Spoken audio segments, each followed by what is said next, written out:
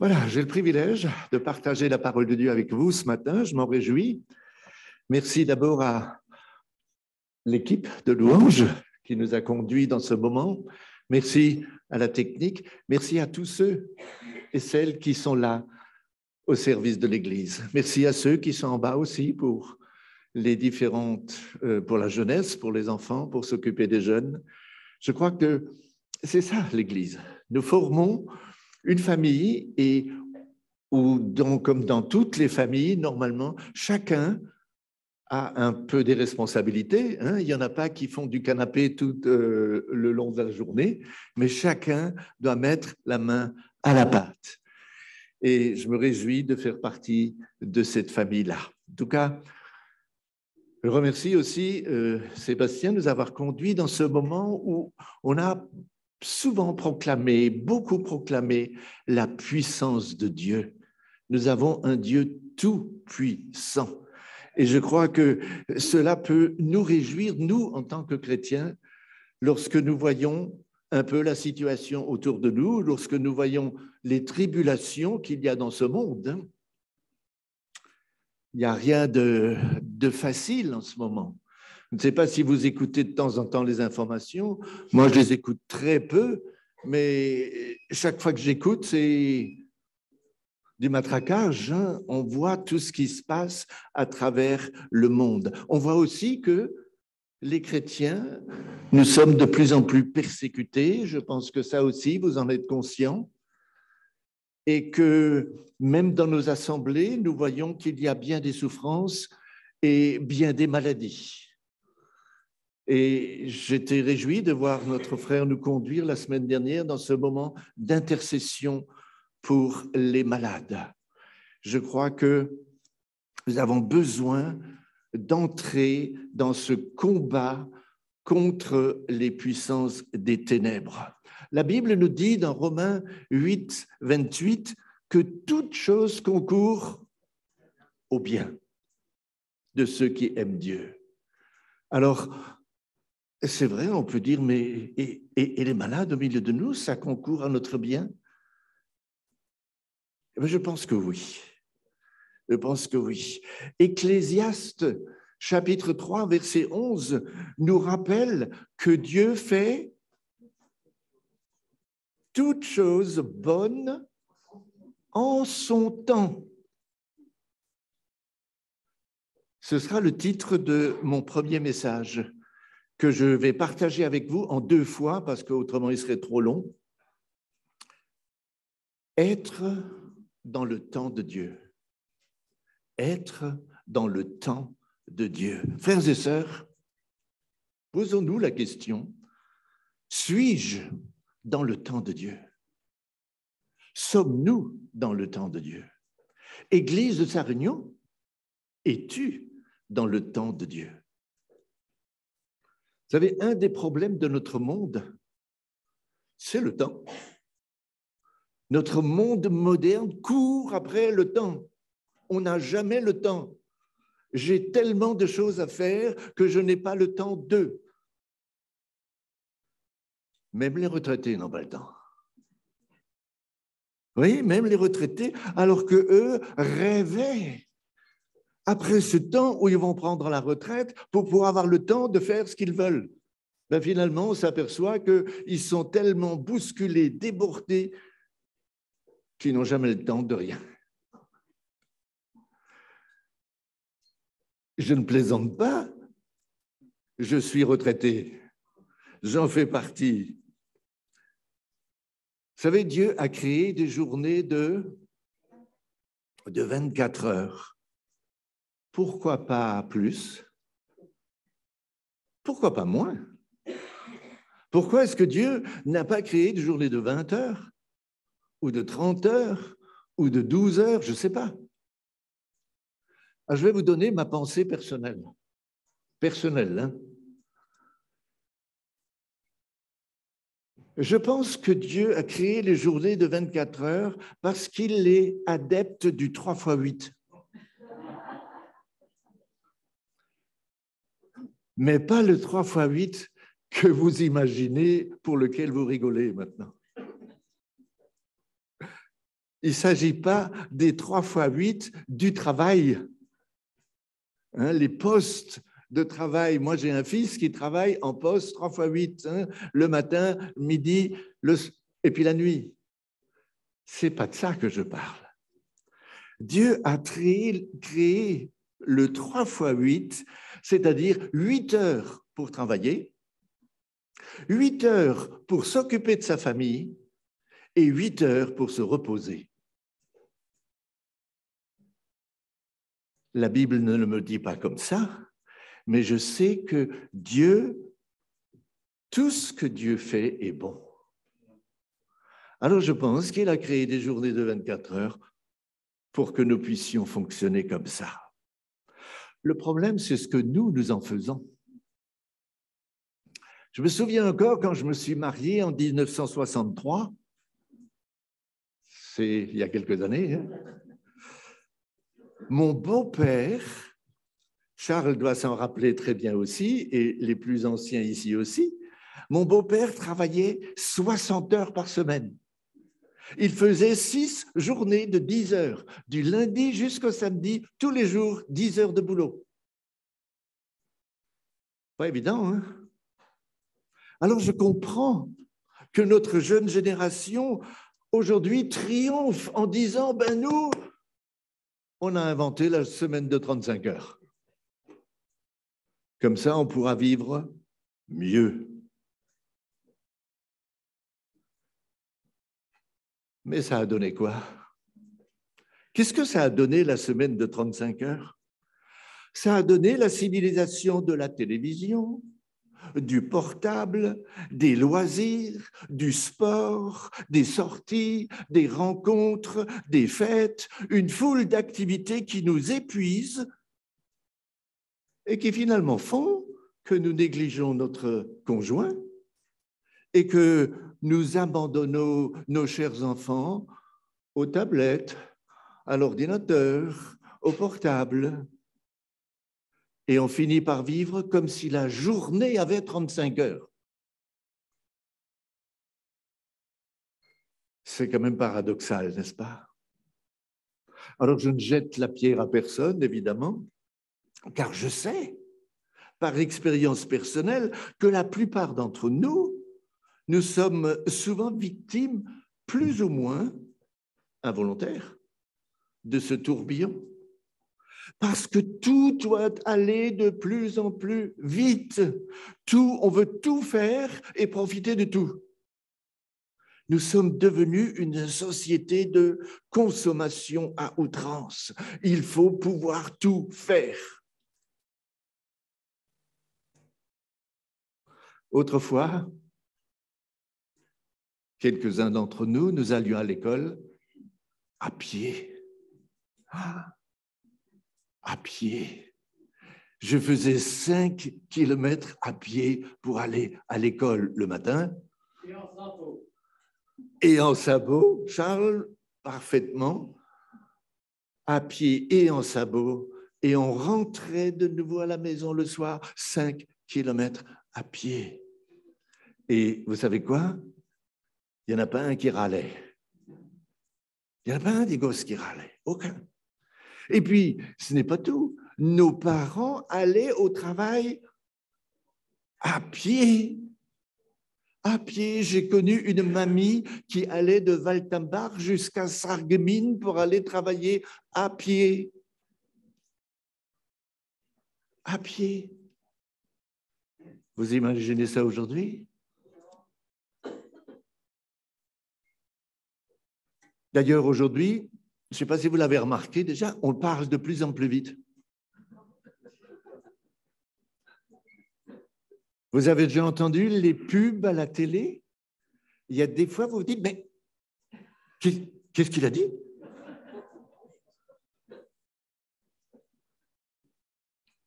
Vous avez entendu les journalistes à la radio? Et les hommes politiques? Oh! D'ailleurs, ils parlent tous en même temps. Ils parlent tous en même temps. C'est sans doute pour gagner du temps.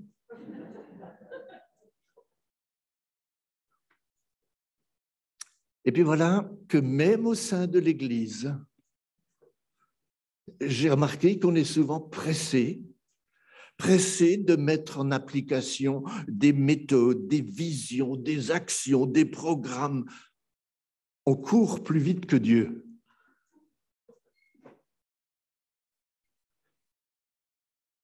Et avec cela, nous ne voyons plus ceux qui souffrent dans cette course. Sommes-nous encore dans le temps de Dieu?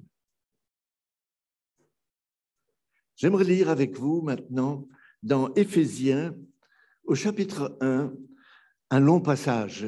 Je sais que ça va être un peu long, versets 3 à 23, mais c'est ce passage qui va nous introduire à la fois dans ce premier message qui s'appelle « Être dans le temps de Dieu », mais aussi dans une série de messages, je pense qu'il y en aura 7 ou 8 qui vont suivre, qui vont parler d'un projet, du projet principal, du projet de tout temps que Dieu a formulé pour nous. Alors, Éphésiens 1, chapitre 3. Béni soit le Dieu et Père de notre Seigneur Jésus-Christ, qui nous a bénis de toute bénédiction spirituelle dans les lieux célestes en Christ. En lui. Chaque mot est important. En lui, Dieu nous a élus avant la fondation du monde pour que nous soyons saints et irréprochables devant lui. Il nous a prédestinés dans son amour à être ses enfants d'adoption par Jésus-Christ, selon le bon plaisir de sa volonté, pour célébrer la gloire de sa grâce dont il nous a favorisés dans le bien-aimé.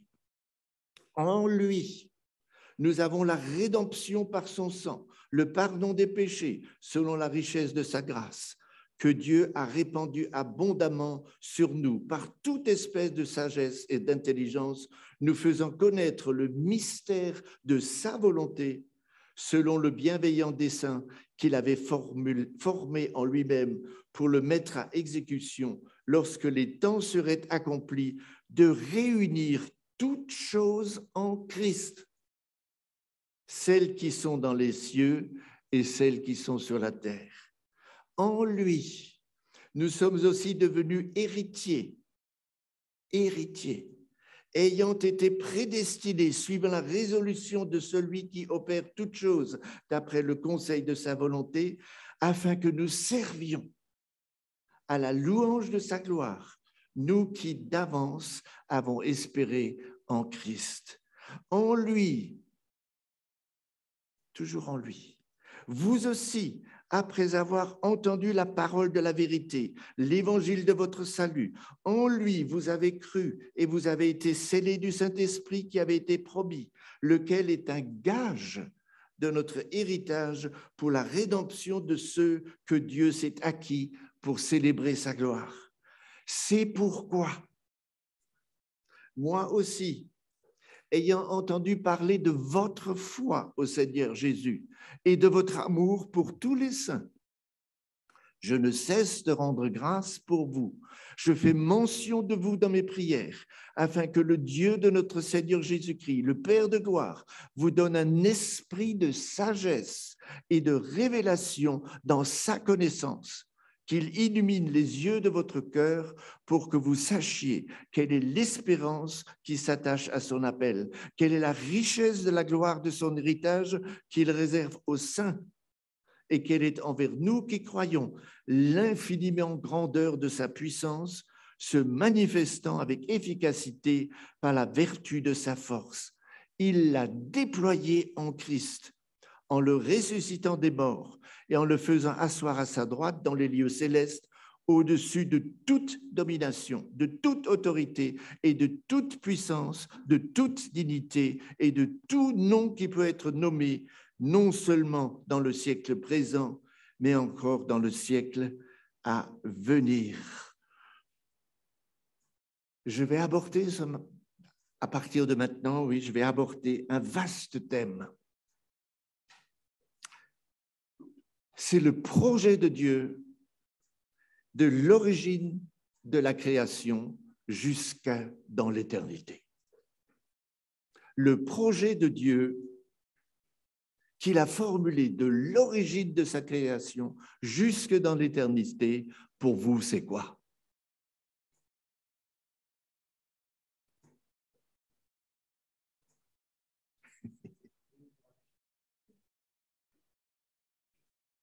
Parlez plus fort, j'entends pas. Que nous soyons sauvés, oui. Pardon? Vivre avec lui, oui. Pardon? La vie éternelle, eh bien, tout ça, ça se réalise au sein de l'Église. Je vais vous parler de l'Église. Dieu m'a mis ça sur le cœur depuis de longs mois. Parler de l'Église, parler de l'Église, parler de l'Église. Les derniers versets que je n'ai pas encore lus, versets 22 et 23, il a tout mis sous ses pieds et il l'a donné pour chef suprême à l'Église, qui est son corps, la plénitude de celui qui remplit tout en tous.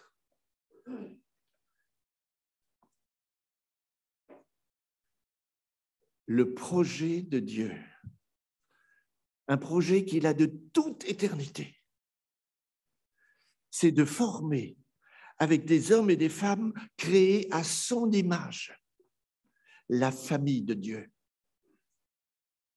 La famille que Jésus lui-même appellera pour la première fois dans Matthieu 16, l'Église. Famille que Dieu destine lui-même à devenir l'épouse de son Fils. C'est un vaste thème et comme je l'ai déjà dit, il nous prendra 7 ou 8 messages. Voyez-vous, si la chute d'Adam et d'Ève a bouleversé ce projet, Dieu ne l'a jamais abandonné. Dieu va, après la chute d'Adam et d'Ève, appeler et remettre à part des hommes et des femmes et faire du peuple hébreu d'abord le peuple de Dieu.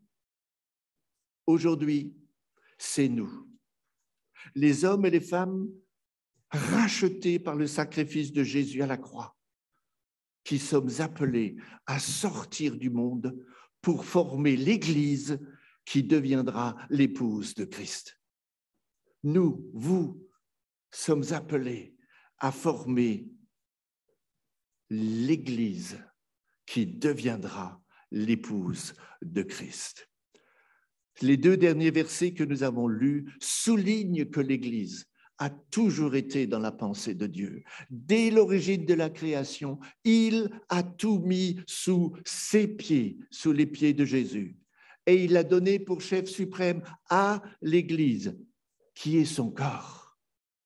Et écoutez bien ces derniers mots, qui est son corps, la plénitude de celui qui remplit tout en tous. Nous verrons par la suite l'importance de ces mots dans nos prochains messages. Je ne sais pas si vous avez remarqué que quand Jésus a commencé son ministère terrestre, il n'a jamais dit à ses disciples qu'il était le Messie. Il n'a jamais parlé d'Église. Il annonçait le royaume de Dieu, il enseignait et accomplissait des miracles en laissant au Saint-Esprit le soin de leur révéler qui il était et quel était le projet de Dieu pour eux et avec eux. Jusqu'au jour, et nous allons le lire dans Matthieu chapitre 16, versets 13 à 20.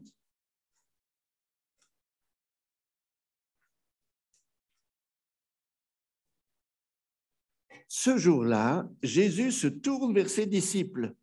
Verset 13. Jésus étant arrivé dans le territoire de Césarée de Philippe, demanda à ses disciples, « Qui suis-je ? Qui suis-je ? Au dire des hommes, moi, le Fils de l'homme. » Ils répondirent, les uns disent que tu es Jean-Baptiste, les autres Élie, les autres Jérémie ou l'un des prophètes. Mais c'est pas ce que Jésus veut. Et vous, leur dit-il, qui dites-vous que je suis ? Et c'est là que nous connaissons la célèbre réponse de Pierre. Simon-Pierre répondit, tu es le Christ, le Fils du Dieu vivant.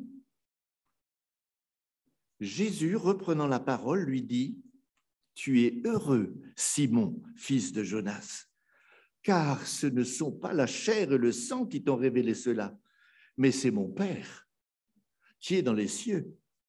Et moi, je te dis que tu es Pierre et que sur ce roc, je bâtirai mon église et que les portes du séjour des morts ne prévaudront point contre elle. Jésus, un jour, veut voir où en sont ses disciples.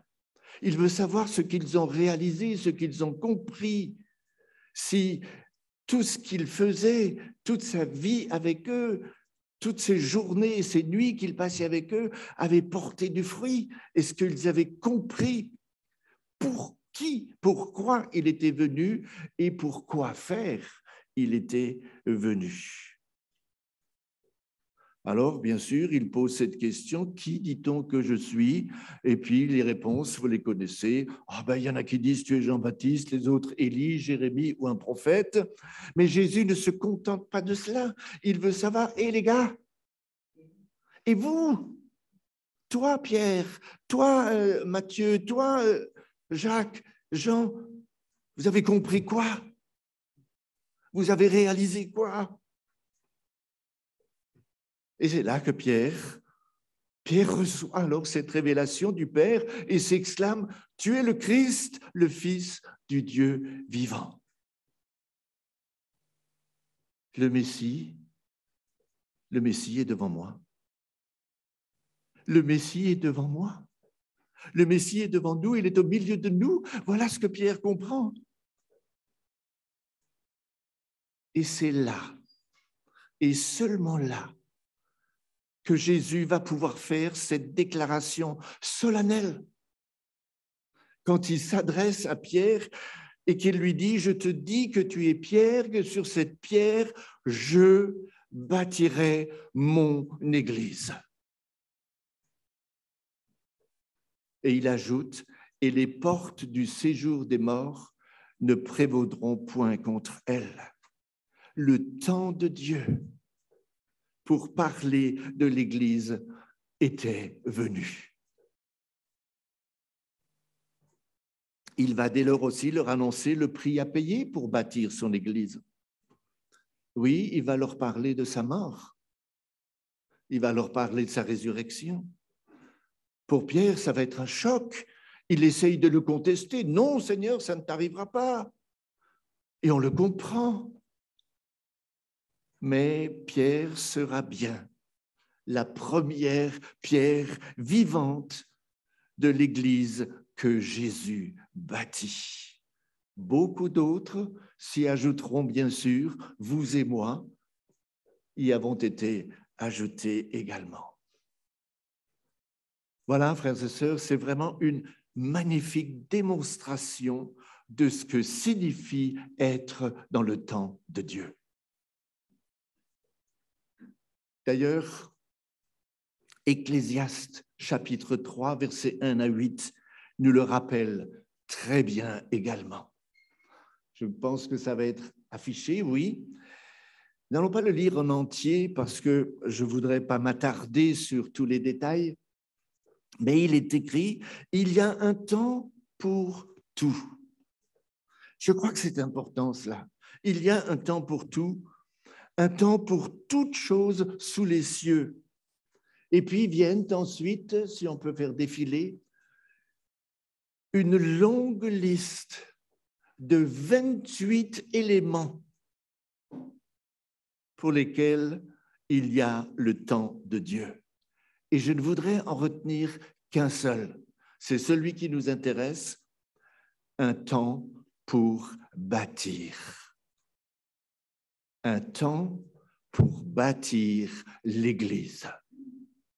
Je bâtirai mon Église, avait dit Jésus. Eh bien, il y a un temps, le temps de Dieu pour bâtir son Église. Nous en reparlerons longtemps dans les messages suivants.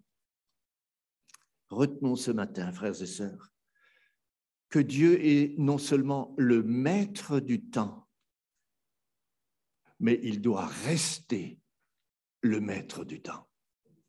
Il doit rester le maître de notre temps. Quand je disais au début qu'on n'a plus le temps pour rien, si Dieu est le maître de notre temps, alors tout va bien. D'ailleurs, le verset 11 de Ecclésiaste met clairement le doigt lorsqu'il dit « Dieu fait toutes choses bonnes en son temps ». Je crois que c'est une grande leçon pour nous, frères et sœurs, que ce soit pour nos propres vies ou pour la vie et la vision de l'Église. Nous devons veiller à ne pas être en dehors du temps de Dieu. Nous devons veiller à ne pas être en dehors de ses projets à lui, en dehors de sa vision à lui, en dehors de ses plans à lui. Pourquoi? Jésus l'avait bien dit, afin que les portes du séjour des morts ne prévalent pas contre elles. Autrement dit,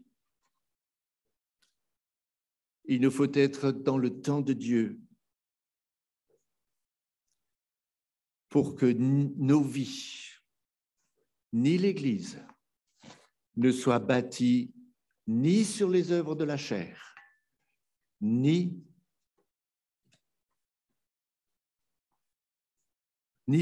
sur le sable, oui, j'avais marqué ni sur le sable, ni sur les œuvres de la chair, parce que Satan les bousculerait sans problème. Combien d'églises sont actuellement bousculées par l'œuvre de Satan, parce qu'elles sont construites en dehors du temps de Dieu. Dans le dernier livre de la Bible, Dieu s'adresse avec solennité aux églises. C'est vrai que s'il relève leurs qualités et leurs défauts, il les interpelle surtout, et cela à 7 reprises, et à chaque fois de la même manière. Vous connaissez cette phrase? Que celui qui a des oreilles entende ce que l'Esprit dit aux églises. Entendre l'Esprit pour écouter et obéir, c'est ça être dans le temps de Dieu. Je le répète encore une fois. Entendre l'Esprit pour écouter et obéir, c'est ça, être dans le temps de Dieu. Alors, pour nous faire réaliser peut-être un peu mieux encore l'importance d'être dans le temps de Dieu, c'est-à-dire marcher et avancer au rythme de Dieu, je voudrais ce matin nous emmener sur ce grand projet où Dieu seul doit être à la manœuvre. Car il y a un temps pour toutes choses, et parce que Dieu fait toutes choses bonnes en son temps, bâtir son Église. La première étape du projet éternel de Dieu, c'est le salut de l'humanité. Vous l'avez dit tout à l'heure, le salut de l'humanité en rassemblant des hommes et des femmes au sein de la famille de Dieu. lorsque Adam et Ève ont perdu leur identité, ayant entraîné toute l'humanité, ce n'est pas seulement un véritable drame pour l'homme, c'est aussi un déchirement, une terrible souffrance pour Dieu de voir toute sa création, y compris la nature animale et végétale, subir les conséquences de la chute et de la désobéissance de l'homme. La première famille de Dieu a volé en éclats. Et pourtant, avant la venue du Rédempteur, combien de temps vont s'écouler? 4000 ans. 4000 ans vont s'écouler. 4000 ans pour ramener le cœur de ses enfants à lui. 4000 ans pour que le Saint-Esprit vienne révéler à Jean-Baptiste, à Anne, à Siméon et à Pierre que le Messie, le Sauveur de l'humanité, était venu s'incarner dans ce monde et qu'il est maintenant physiquement devant eux, au milieu d'eux. 4000 ans de patience, 4000 ans de persévérance, 4000 ans de pédagogie, comme le dit Paul aux Galates. Pourquoi tant de temps? Il n'y a qu'une réponse. Parce que Dieu fait toutes choses bonnes en son temps. Dieu use de beaucoup de patience pour se révéler aux hommes. Dieu use de beaucoup d'épreuves pour ramener leur cœur à lui. Dieu use de beaucoup de tribulations pour les conduire à s'emparer de ses promesses. Dieu use de beaucoup de pédagogie pour leur révéler sa volonté. Et Dieu use de beaucoup d'amour pour les accompagner. Aujourd'hui encore, Dieu agit de la même manière pour nous transformer dans le temps de Dieu à l'image de Christ. Et pour qu'alors l'Église soit sans tache ni ride. Nous voulons faire le contraire. Nous voulons qu'une Église soit parfaite alors que nous ne le sommes pas, ou avant que nous ne le soyons. Pourquoi? Parce que notre société actuelle préfère une pédagogie sans effort, sans souffrance, sans contrainte. Regardez ce qui se passe dans les écoles.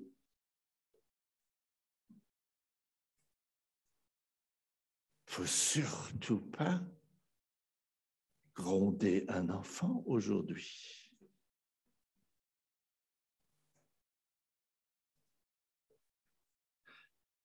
Notre société actuelle préfère la pédagogie sans effort, sans souffrance, sans contrainte.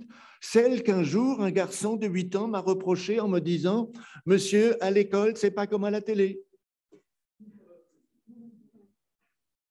Il a voulu me faire comprendre que moi, j'étais peut-être un peu trop sévère. Alors qu'à la télé, c'est cool. Sur le canapé, je regarde. Je ne fais aucun effort. On ne me demande rien. Je me suis demandé, m'autoriser à vous piquer un peu? C'est peut-être pour cette raison que certains chrétiens préfèrent le culte à la télé. C'est en dehors de l'école de Dieu qu'est l'Église. Dans l'Église, ça pique un peu. Alors évidemment, si bien sûr ceux qui sont malades ou ceux qui craignent d'être contaminés par le Covid ou ceux qui sont loin de toute assemblée n'ont pas d'autre choix, je ne suis pas sûr que cette pédagogie soit vraiment efficace. Je crois que le monde part à la dérive, faute d'école de valeurs. Aujourd'hui, tout est permis dans le monde. Nous le voyons autour de nous, hein, il suffit de regarder ce qui se passe dans notre monde d'aujourd'hui. Ben, je crois que l'Église ne doit pas suivre les mêmes traces. L'Église ne doit pas suivre les mêmes traces. L'Église doit demeurer l'école de Dieu. L'école de Dieu. Alors c'est pourquoi je vais m'arrêter aujourd'hui. La prochaine fois, je vous parlerai de la pédagogie de Dieu pour l'Église. C'est tellement bien illustré dans l'Ancien Testament que nous avons besoin de nous en inspirer aujourd'hui pour que nous devenions de vrais disciples et que l'Église glorifie Dieu. C'est ce à quoi nous aspirons tous, n'est-ce pas? C'est ce que nous voulons. Alors, frères et sœurs, je crois que c'est le temps de Dieu pour faire entrer l'Église que Jésus bâtit dans le combat spirituel. Éphésiens 6,12 est extrêmement clair lorsqu'il est question des armes de Dieu. Elle commence ainsi, « Nous n'avons pas à lutter contre la chair et le sang. » Non, pas à lutter contre nos frères et sœurs. Mais contre les dominations, contre les autorités, contre les princes de ce monde des ténèbres, contre les esprits méchants dans les lieux célestes. Voilà nos ennemis. Et pour vaincre ces ennemis, cela demande un véritable combat spirituel. Moi, je souhaite que le pasteur Emmanuel Menlein vienne nous en parler ici. Le combat spirituel. J'ai donné mon témoignage ici de ce que j'ai vécu il y a 5 ans maintenant, où il a fallu que je chasse un esprit méchant qui me rendait incapable de marcher alors que je n'avais aucune maladie et aucun signe de quoi que ce soit. J'ai dû le chasser au nom de Jésus. Le combat spirituel que je ne connaissais pas jusqu'alors, je l'ai découvert ce jour-là. La chaîne de prière qui commence cette semaine est le début de ce combat spirituel. Et je souhaite que nous puissions continuer vraiment ce combat que notre frère Sébastien a commencé dimanche dernier. Que nous puissions prier pour nos malades. Que nous puissions combattre pour nos malades. Combattre pour nos malades. Que nous puissions prier pour ceux qui ont pris des distances vis-à-vis de l'Église. Pour nos connaissances, pour nos amis, pour nos familles. Ce n'est qu'au travers d'un combat spirituel que nous les gagnerons, que le Saint-Esprit aura de l'effet sur eux. Et puis, menons le combat spirituel pour que les valeurs bibliques de l'Église règnent au milieu de nous. Amen. Je vous invite à prier, si vous voulez bien, si vous voulez vous lever et vous joindre à moi dans la prière. Nous voulons vraiment élever le nom de Jésus et proclamer la puissance de Jésus sur nos malades, sur ceux qui se sont éloignés de nous, sur ceux qui ont des difficultés de quelque ordre qu'ils soient, sur nos familles et toutes ces choses. Nous voulons vraiment mener le combat spirituel. Alors, faisons-le ensemble. Élevons nos voix tous ensemble, s'il vous plaît. Ne me laissez pas parler tout seul. Seigneur, nous élevons ton nom ce matin et nous proclamons la puissance du sang de Jésus sur nos frères et sœurs malades. Seigneur, c'est par le sacrifice de Jésus qu'ils sont guéris. C'est au travers, Seigneur, de ta puissance qu'ils sont guéris. Seigneur, c'est parce que toi, tu manifestes ta gloire au milieu de nous, Seigneur. Nous prions pour les frères et sœurs qui nous ont quittés, Seigneur. Prions, Seigneur, de les visiter, de les bénir, de les renouveler, de vraiment leur parler au fond de leur cœur, Seigneur. Te prions pour nos familles, Seigneur, qui ne te connaissent pas encore, pour nos propres enfants, Seigneur, pour tous ceux qui sont encore loin de toi, qui sont dans les ténèbres, Seigneur, qui te rejettent, qui te refusent. Seigneur, nous te prions, viens par ton esprit. Viens les toucher, viens les convaincre, viens les attirer à toi, viens les sauver, Seigneur. te prions, Seigneur, pour tous ceux et celles qui nous entourent, Seigneur, pour nos villages. Te prions, Seigneur, pour notre pays, Seigneur. Te prions, Seigneur, pour les chrétiens persécutés, Seigneur. Nous remettons tout cela entre tes mains et nous voulons, Seigneur, lier les puissances des ténèbres, Seigneur, qui s'acharnent sur tes enfants et sur ton peuple, Seigneur. Nous te remercions parce que toi, tu les as vaincus. Nous t'avons prié au nom de Jésus. Amen. Amen.